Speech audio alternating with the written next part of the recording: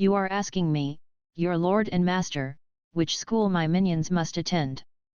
Vainqueur asked the interim council from atop his hoard, more irked with each passing second. No, your majesty, Tasty Meal replied. We ask you if you would kindly ban vile satanic schools, and to enforce the divine covenant drafted by your saintly vizier. Do not listen to her, your majesty. Tasty Malfi glared at his rival. She is trying to stamp out free enterprise, which has been the empire's cornerstone since its inception. We are also very unsure that an avaragist education is compatible with our shared company values. We are uplifting the masses and downgrading the mighty, Marber contested.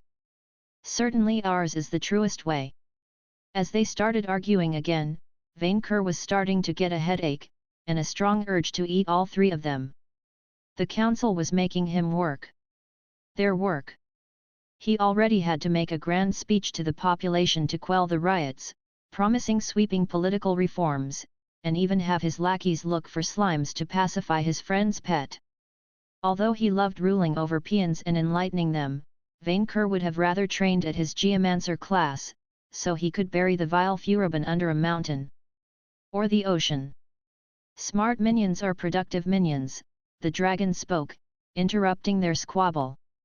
But I care not which of you teach them. For you are all equally incompetent on this matter. I can only applaud this show of averagism, Marber said, seeing the light in the dragon's words. But while Malfi the fiend seemed to submit too, the angel was aghast. But your majesty, I am a dragon. If you angels were wiser than my kind, then you would have scales on your wings. The bird fell silent in the face of Vainqueur's implacable logic. I have spoken. Each family must send their children to be educated in the ways of minionship, but they can choose which one. For the future of my hoard, each school program will also have courses in hoard R&D and fairy extermination, and the smartest minions will be sent to my new Vainqueur watch for thorough fairy destruction. You three will now leave, before the sight of you makes me hungrier. Understanding the subtle message, half the council rushed through the vault's door, leaving only the other two. Vainqueur immediately noticed someone missing. Where is Untasty Allison? He asked. She overtaxed her magic replanting the fields damaged during the riots, Charlene explained, her eyes creased by exhaustion. Battling Charlene, that is true minion devotion, Vainqueur said, hoping the vampire would take after her example. She smiled in response, her lips unable to reach her ears due to the emotion.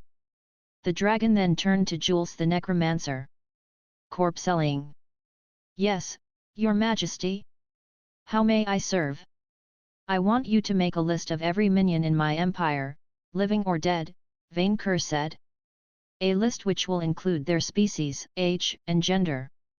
That's an interesting idea, battling Charlene said, surprised. What is it for?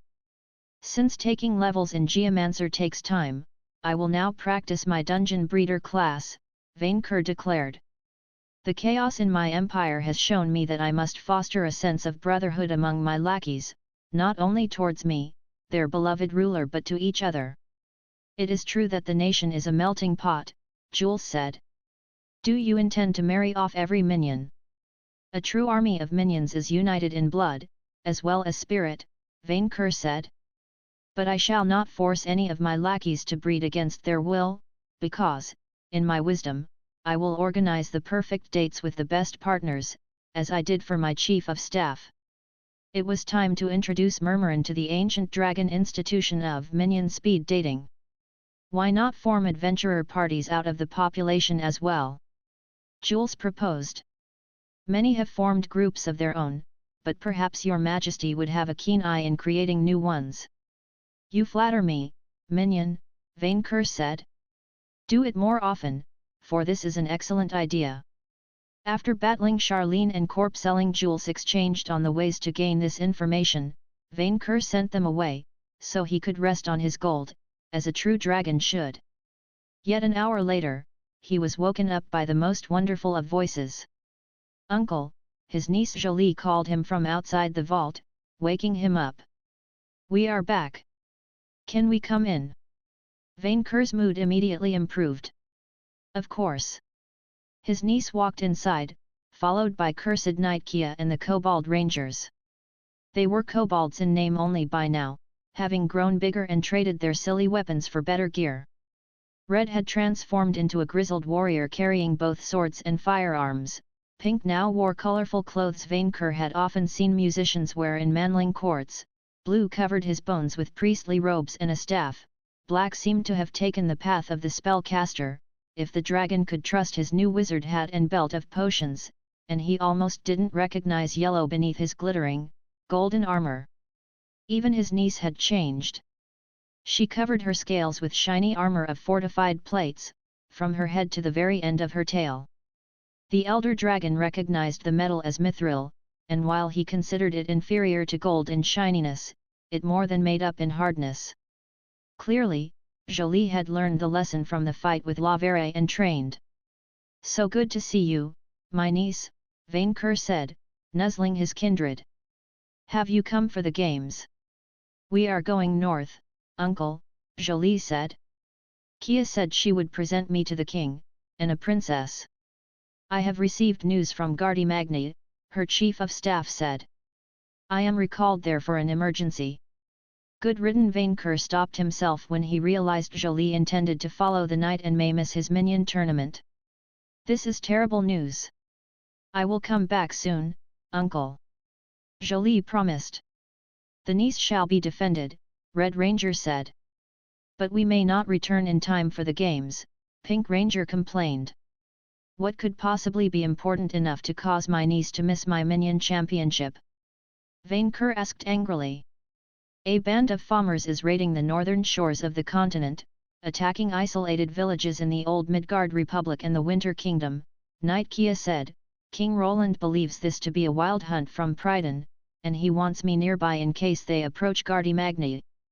Reports say that even Magmel was sighted among them." "A wild hunt?" "The fairies' poor attempt at copying the dragon's bragging day. The fairies will eat a few manlings, brag about whoever has skinned the best fur, and then they will bicker and scatter," said the WIRM, who had seen it play time and time again. "They do that every decade or so. Nothing unusual." "Kevin said something is wrong this time though," Knight Kia replied. "Usually the farmers only attack mortals, but these ones thoroughly assault any living creature that they encounter, from animals to wild monsters. They even cleared out a dungeon. Obviously, the fairies wish to steal all of the treasures which rightfully belong to dragonkind," Vainqueur replied. His declaration of war must have forced them to adopt desperate measures. "What use is there in slaying defenseless animals though?" Knight Kia shook her head. "If I didn't know that they can't, I would think that they are grinding like madmen." Grinding. The word reminded Vainqueur of the old times, when he burnt enough demons to gain witch hunter levels. "Warning, will you promote your witch hunter class to Helsing or Witchfinder General? If you do not, you will continue to level up in the base class." Vainqueur had almost forgotten. "Menu," the dragon said, "detail me these classes." "Helsing, you have moved beyond hunting only spellcasters, and now intend to make most classical horrors extinct. If you are promoted to this class, your abilities will target more enemy types than spellcasters, and your resistance to damage will increase. Witchfinder General, your hatred of spellcasters has grown beyond simply hunting them yourself.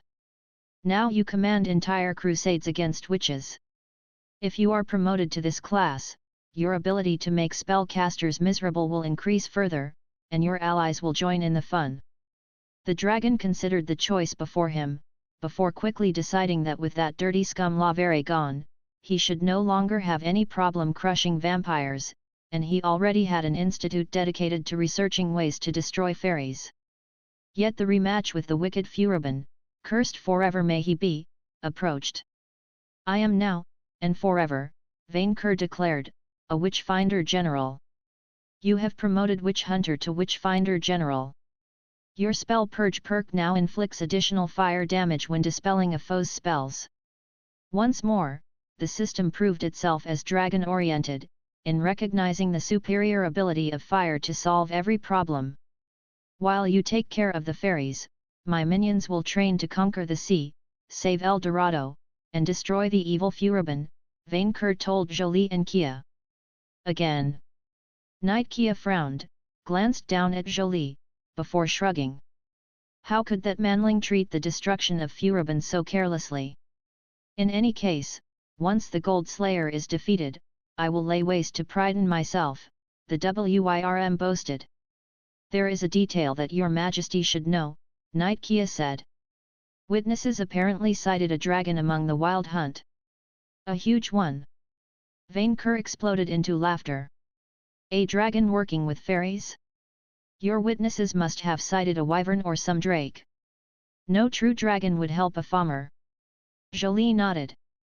I'm just saying, you can count on me whenever you intend to attack Pryden, the knight said, her tone almost begging. But don't expect an easy fight either. No, I expect, and will only settle for, complete decimation, Vainqueur said with fury. The farmers had threatened his niece, his minions, and his hoard. The dragon would do what his kind should have done eons ago, and teach them a lesson they would never forget. We shouldn't be long, anyway, Kia said. The warband does not have the power to threaten Gardy-Magni, so King Roland will release me when it inevitably returns to Pryden. Make sure to return in time for my minion tournament, Vainqueur insisted. Oh, uncle, I have an idea. Jolie said. A minion battle. A minion battle. Kia raised an eyebrow. An ancient dragon ritual where two dragons select a team of minions each and have them fight for supremacy, Vainqueur said. The dragon with the most minions standing at the end wins. Uncle, can I? Jolie, I forbid you from making yourself a minion of that manling. Vainqueur insisted. You will act like a true dragon should be, barking orders to non-dragons. As his niece narrowed her head in disappointment, Vainqueur's thoughts turned to his favorite minion. Barely a day had passed, but he wondered what he was up to. He hoped that he could find a way to breed. Because considering what Vainqueur planned for him, manling Victor would need the practice.